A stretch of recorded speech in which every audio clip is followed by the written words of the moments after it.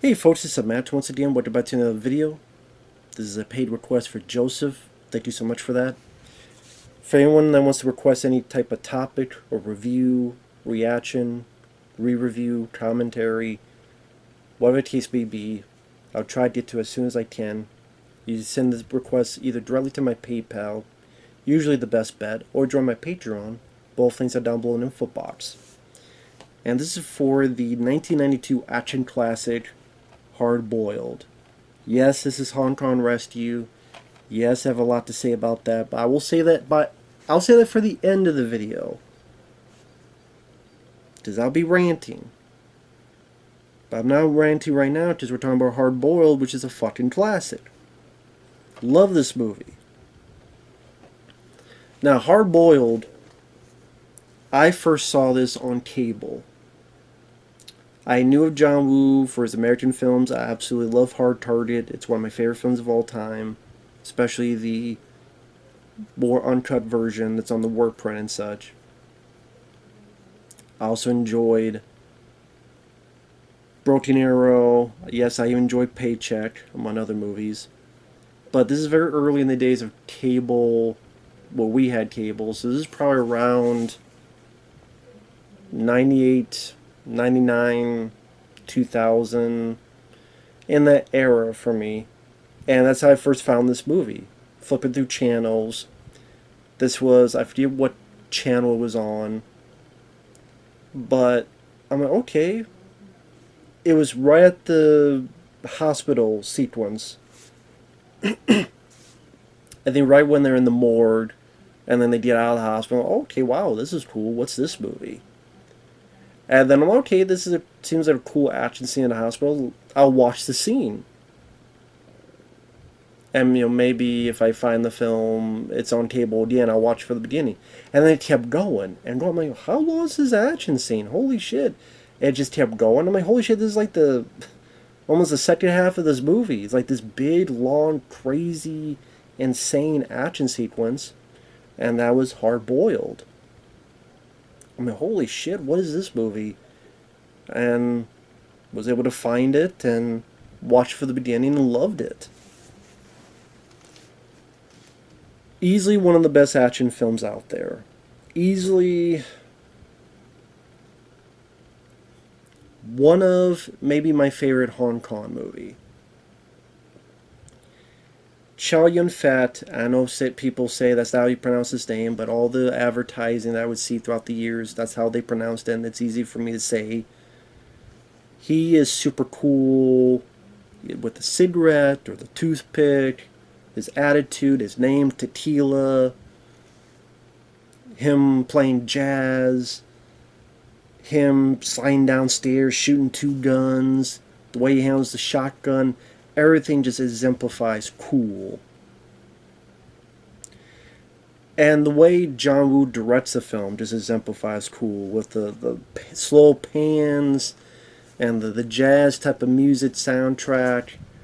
The way action scenes are done and choreographed, the tea house shootout with all the bird cages around and stepping on one to produce two guns,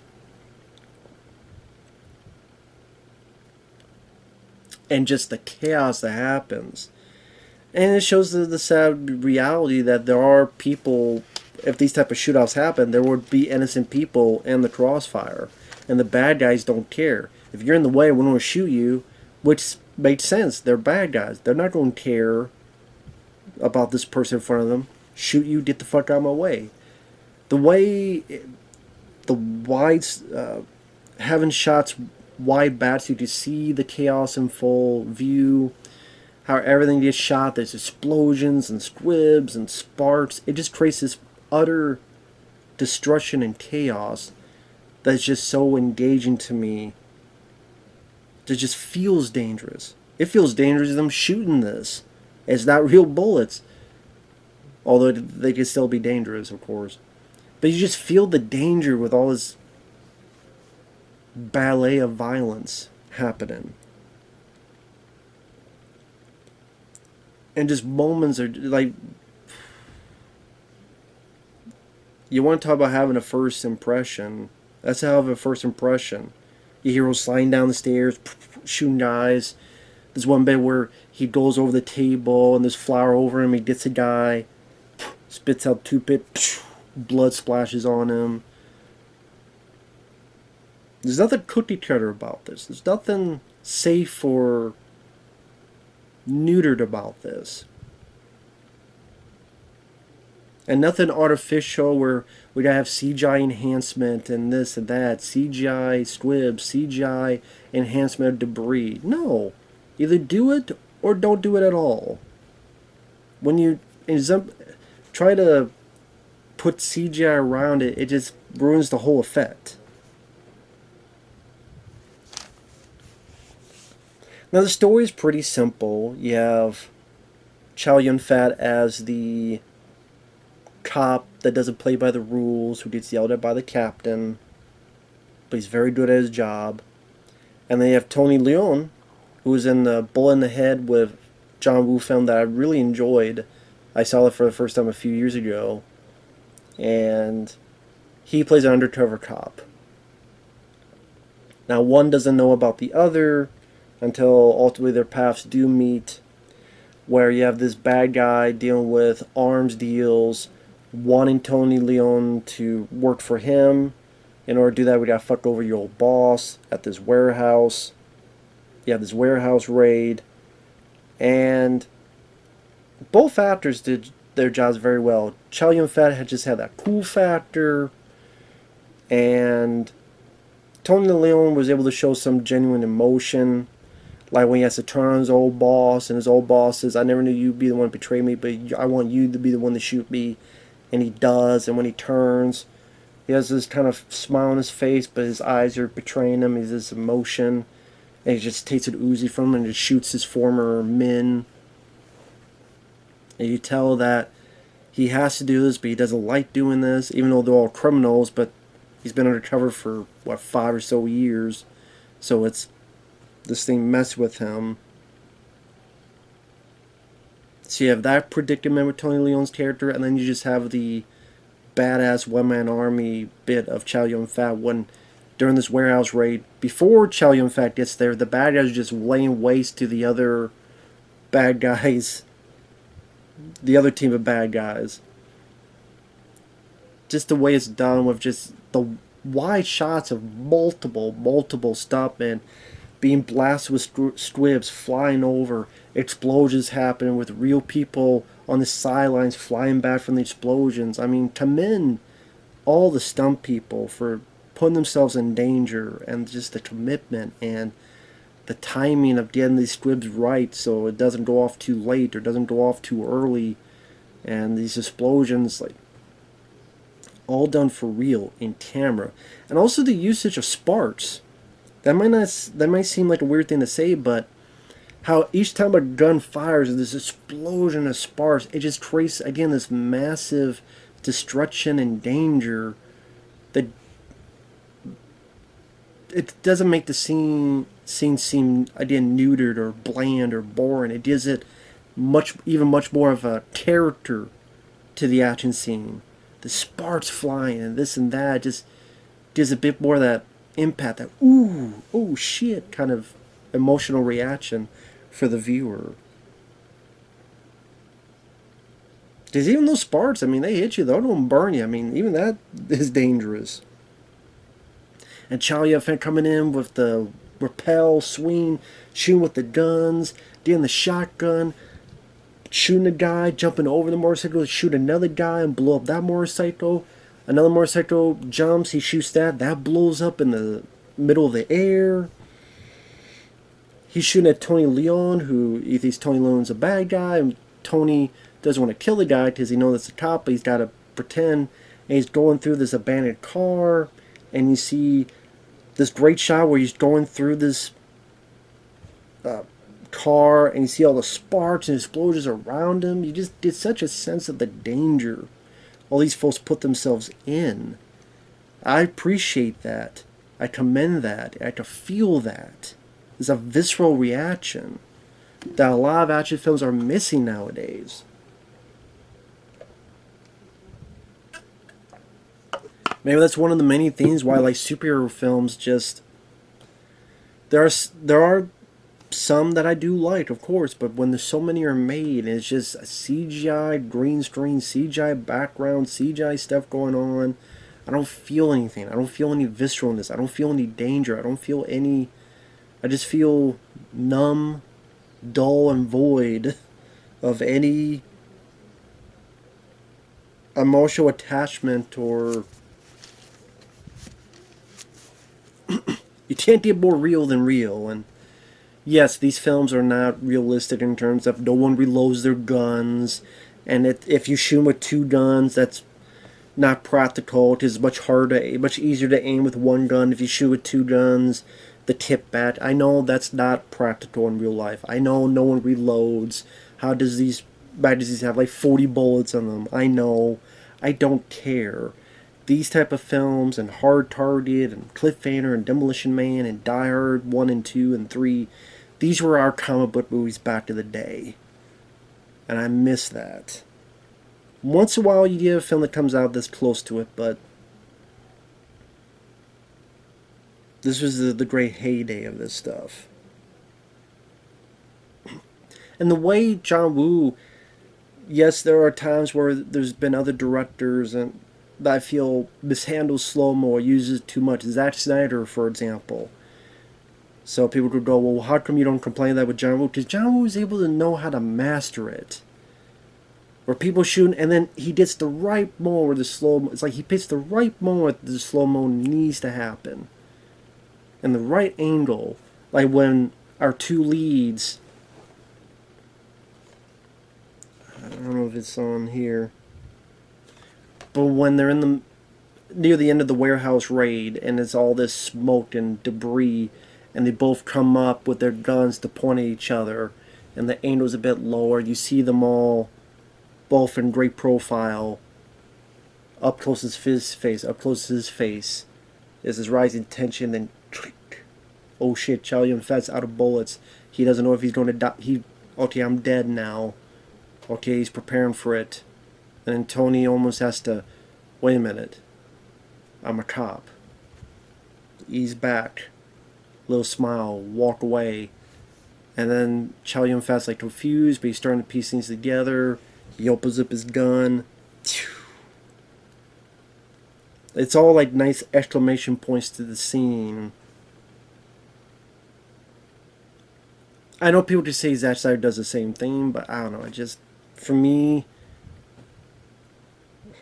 I just prefer the way John Woo does. I don't know. Maybe I can't put into words.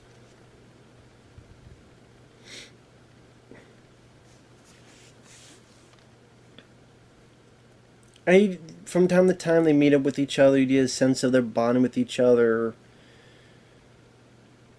Like Chow Yun-fat mentioning, when a cop dies, I play a song at this jazz club. I don't want to play a song for you. You know, how dangerous being undercover. There's this firefight where Tony Leon's at by these boats. Again, just great shots. They able to incorporate like this bit where Chow Yun-fat has to turn a corner and we see behind him and he's jumping. You see this thing on the forefront explode as he jump out of the way in order to get this gun and shoot this guy. It just so well handled, and they picked the right shots and the right placements for the camera. And that hospital scene, which is literally like half the movie, when you get to about the hour mark, it's half the film, where they find info that the arms deal, this cache of weapons are in the hospital. It's in this ward, because there's a section that was built many years ago with this steel around it that's been hidden for a while. Great setting, because hospital isn't a typical setting for an action sequence, because I guess of how complicated it would be, but like, fuck it, let's try it anyway, and succeeded and then some. So as I'm getting to the morgue, the secret door, I love the bit where they have to figure out how to open this door, so they come up with this plan, because there's this table, and he's able to get this gunpowder, this bullet in, and Chow Yun-fat's aiming, but he can't quite get it. Then his mind's like, fuck it, And again, you look at how editing works. The way he gets the gun, the great shot of him, of the gun, zooming into where the bullet is stashed in with the gunpowder, way he fires, just such a great rhythm to events to really get your adrenaline pumping. To tell the story visually, show don't tell.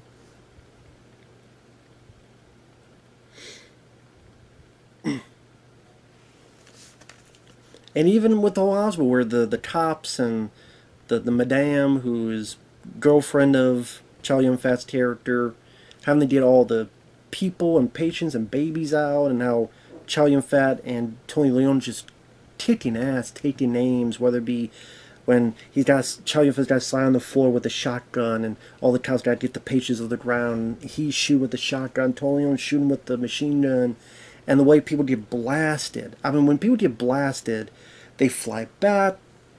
These behind just explode, glass, debris shatter everywhere.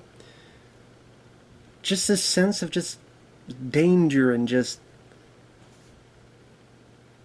like, can they do that? Oh shit, they are doing that. Like, it just in the back of my head, I'm thinking of just all the timing, and work they put into make sure this script explodes, this explodes, to give everything that exclamation point impact every scene, every time, and not holding back for any scenes.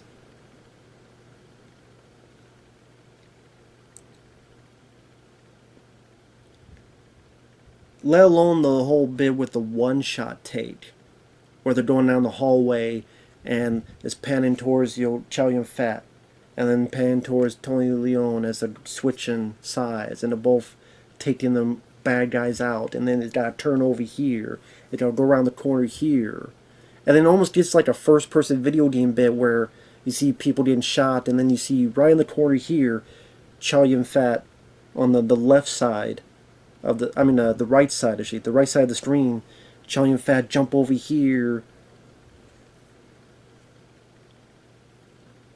and just like how much time they would have taken. The time the explosions, time this right, time that right. Make sure you fall down the right way. Make sure the squib didn't screw up.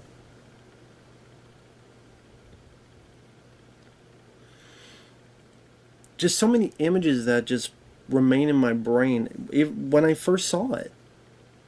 When Chow Yun-fat's protected the baby, and he's trying to calm it down, singing this song. He's got to shoot a guy. There's one guy behind him, so he kicks the door, and the window slams through the guy's head. See the blood spraying in slow-mo. It's a beautiful ballet of violence, which is what John Woo was known for. And sadly, maybe because he feels he's done enough, how could he top it? Maybe he feels like he can't do that type of stuff anymore. But you'll never see John Woo do that again.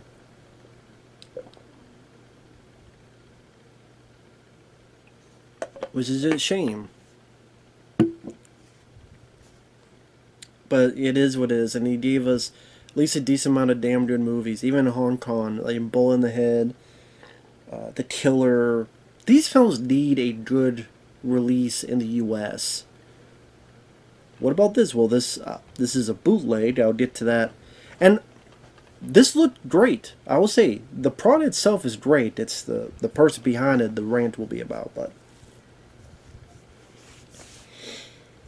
just everything about that whole finale with the hospital destruction. It's like carnage everywhere. Innocent people getting killed. Bad guys getting killed. Other cops trying to help the babies and the patients. Some of them succeed. Some of them get shot. Some people getting nasty bullets to the heads. Even friendly fire happens where Tony Yun is in the midst of the battle, turns, accidentally shoots a cop, and he's horrified, and Chow Yun-fat's like, bullshit, it's not a cop, bullshit, okay? And already I'm psyched up, then ultimately admits that it was a cop. Oh, god damn it. But there's no time to stop.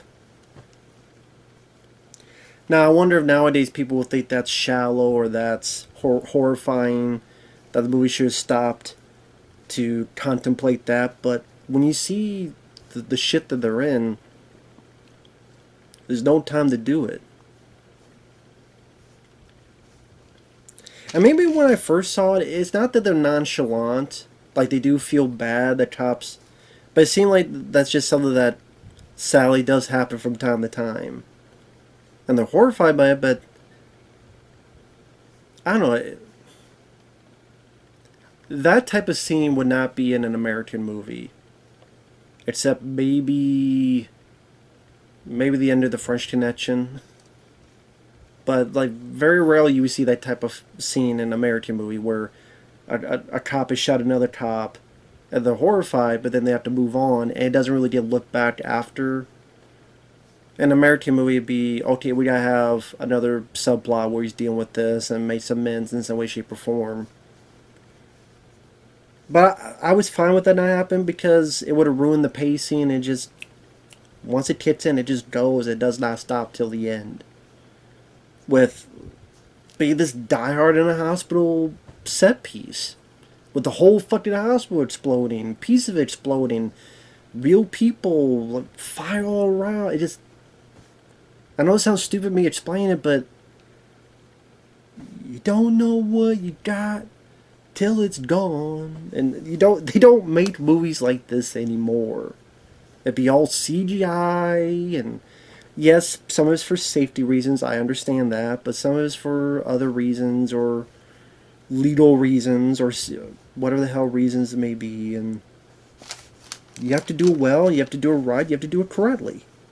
I mean, look what happened with the Al Baldwin movie. That should have been absolutely safe, but then, yeah, a person doesn't know what they're doing with guns, and the Al Baldwin just shooting, and someone died. So, anything sadly can happen on a movie if you have stupid people on it. That's why you get competent, smart people on it. And then sadly, sometimes accidents do happen. No matter how safe you are.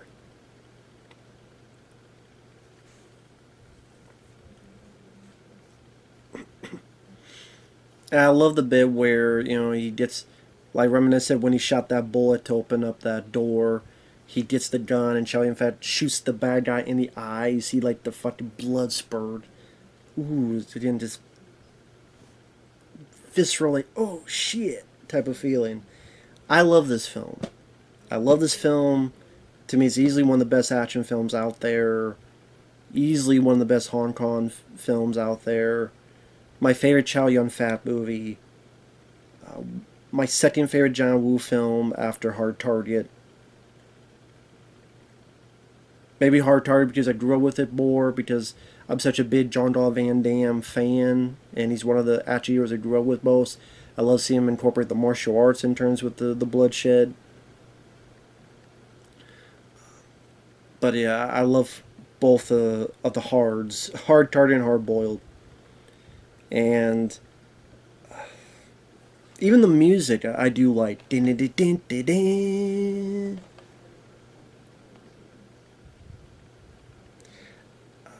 There was a video game that was made many years after this called Stranglehold, which I think John Woo helped put a hand in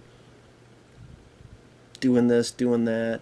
And Chow Yun-fat is in the game.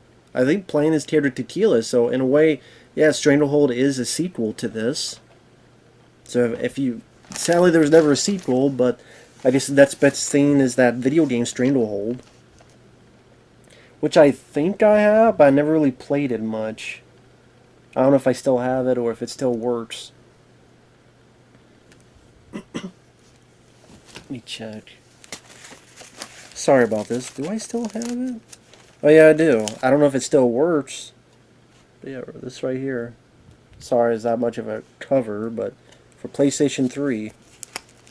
Didn't really get to play it much, so I don't know how it is. Midway, Tiger Hill Entertainment. I'm not sure if it... I'm guessing it's probably on Xbox 360 as well. But, there you go. Now, before I go on, or I finish this, the Blu-ray of this. Now, like I said, this Blu-ray is the best I've ever seen the film look. It has a ton of features. Commentary, director John Woo, producer Terrence Chang, filmmaker Roger Avery. Podcast on Fire Criterion commentary, Bay Loading commentary, bonus disc The Making of Hard Boiled, extended Taiwanese version on standard definition, altered opening, body count, shooting location guide, breakdown, John Woo student film, trailer gallery. Just a lot of features on this.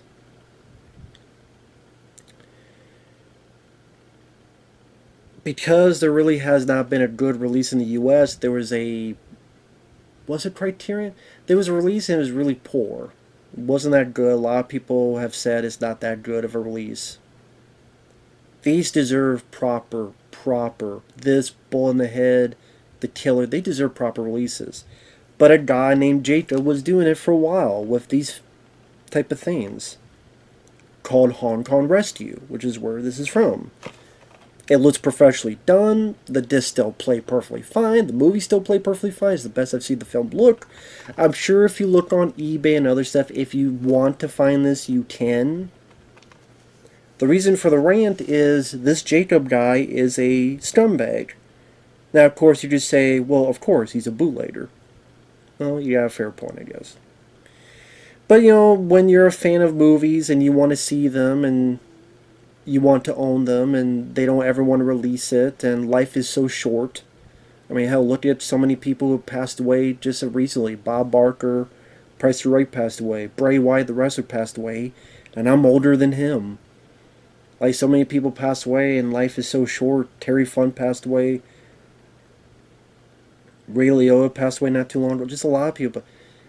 But life's too short. It's like, you know what? I want to enjoy this film. I want to like this film. I want to watch this film on my TV in the best quality possible, so you take chances.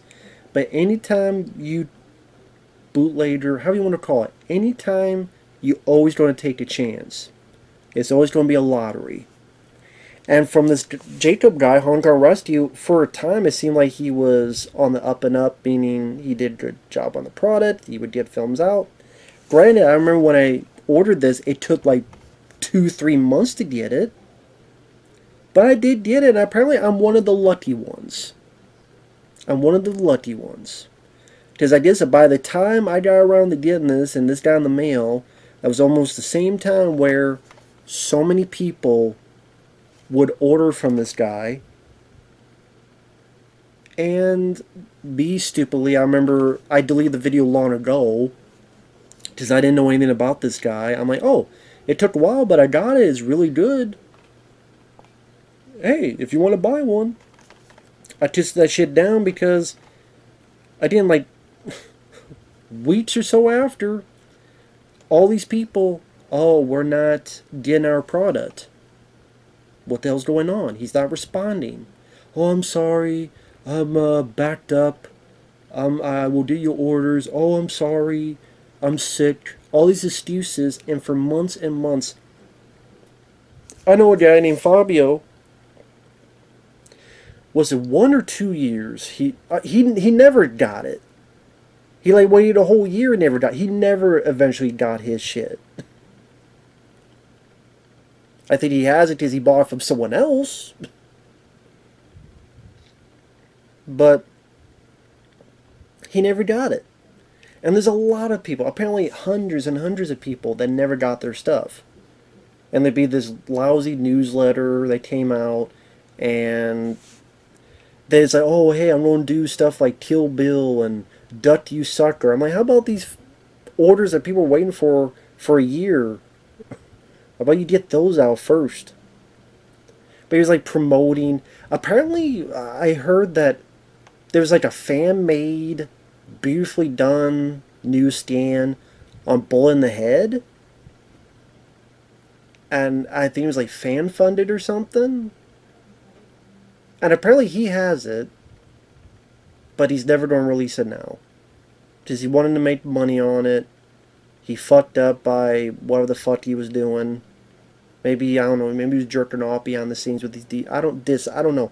Maybe that's what happened. Maybe he took these, and he put his little pecker in these, and he fucked it so hard it ripped the skin off, and then he's been in surgery for, I don't know, a year or two. Maybe that's what it is. He's too embarrassed to fucking admit it. I don't fucking know. The little PP fucking fit in there, and it was the worst chafing ever. Maybe he turned himself shaving. I don't fucking know. I know that he ripped a lot of people off. That's scumbag behavior. That's why I'm not going to be nice about it. Because that's scumbag behavior. And then also to have that stand, that from what I understand is the best stand, and just hold it hostage. Most people, I think that was another thing that why people were bothered, is that, yeah, people would release stuff online, but then it was for free, and make sure you own a copy of the film. It was for preservation. For him, it was to make a buck. But hey, if you're, not going to get into the moral quandaries of that, but then to have that in a hostage situation, that's really, really shitty business. But at the same time, on the flip side, you gotta be careful and aware of anybody that sells this stuff, because you never know. You never know. They may be legit now, but maybe 2 weeks or 2 months, or maybe they never were. I don't know. So, fuck Hong Kong Rescue. I'm glad I never ordered anything from them. Would have liked to have gotten The Killer, and if Bull in the Head was ever released, despite the wait. But, yeah. I mean, if you want this, I'm sure on eBay you can find stuff like this. But other than that, now if you go to his website, you need like a password, and he's incognito. He's disappeared. He's become, I don't know, maybe he's neuralized by the Men in Black. I don't know. He's disappeared with all the money he took from a lot of people. That's probably what happened. He's like, fuck it, I'm out. I'm going to take all this money. They're never going to fucking find me. And adios, muchachos.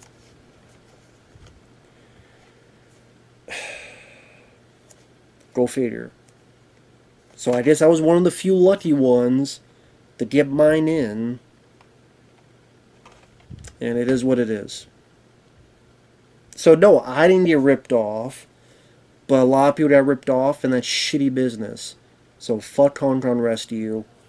Fuck this Jacob guy. Fuck him in all his holes. But great movie. Absolute fucking classic film. So with that said, thanks for watching. We'll see you guys later. Bye-bye.